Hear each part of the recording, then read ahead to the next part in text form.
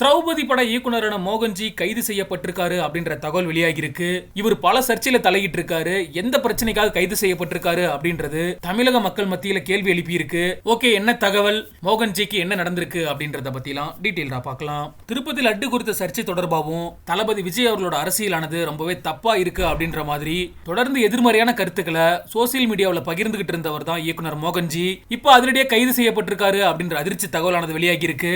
திருப்பதி லட்டு விவகாரத்தோட எதிரொலியா இல்ல பழனி பஞ்சாமிர்தம் பத்தியுமே சர்ச்சைக்குரிய கருத்தை மோகன்ஜி வெளியிட்டு இருந்தாரு. அதனாலதான் கைது செய்யப்பட்டிருப்பாரோ அப்படின்ற கேள்வியுமே மக்கள் மத்தியில் எழுந்திருக்கு. பழைய வண்ணாரப்பேட்டை, திரௌபதி, ருத்ரதாண்டவம், பகாசுரன் உள்ளிட்ட படங்களை இயக்குனவர் தான் இயக்குனர் மோகன்ஜி. இன்னைக்கு காலையில கைது செய்யப்பட்ட நிலையில தான் உரிய விளக்கத்தை காவல்துறை தரப்புல தெரிவிக்கல அப்படின்னு சொல்லி பாஜக மாநில செயலாளரான அஸ்வத்மன் பதிவு ஒண்ண வெளியிட்டிருக்காரு. அஜித்தோட மச்சான் ரிச்சர்ட் ரிஷியை வச்சு பழைய வண்ணாரப்பேட்டை, திரௌபதி மற்றும் ருத்ரதாண்டவம் படங்களை இயக்குனவர் தான் இயக்குனர் மோகன்ஜி. நாடக காதலை மையப்படுத்தி திரௌபதி படத்தை இயக்கி மிகப்பெரிய சர்ச்சையை கிளப்பி இருந்தாரு. ருத்ரதாண்டவம், பகாசுரன் படங்களுமே சர்ச்சையில தான் சிக்கி இருந்தது. பகாசுரன் படத்துல செல்வராகவன், நட்டி நடராஜெல்லாம் நடிச்சிருந்தாங்க. இந்த நிலையில தான் மோகன்ஜி கைது செய்யப்பட்டிருப்பது தமிழக மக்கள் மத்தியில பரபரப்பு ஏற்படுத்தி இருக்கு. இது சம்பந்தமா பாஜக மாநில செயலாளரான அஸ்வத்மன் பதிவு ஒண்ண வெளியிட்டிருக்காரு. அதுல என்ன சொல்லியிருக்காரு அப்படின்னா, சினிமா இயக்குனரான என்னோட நண்பர் திரௌபதி மோகன்ஜி சற்று முன் தமிழக காவல்துறையினால கைது செய்யப்பட்டிருக்காரு. என்ன வழக்கு அப்படின்றத பத்திலாம் முறைப்படி குடும்பத்துக்கு எந்த தகவலுமே சொல்லல. இது உச்சநீதிமன்ற ஆணைக்கு எதிரானது. அவர் எங்க வைக்கப்பட்டிருக்காரு அப்படின்ற தகவலுமே இல்ல.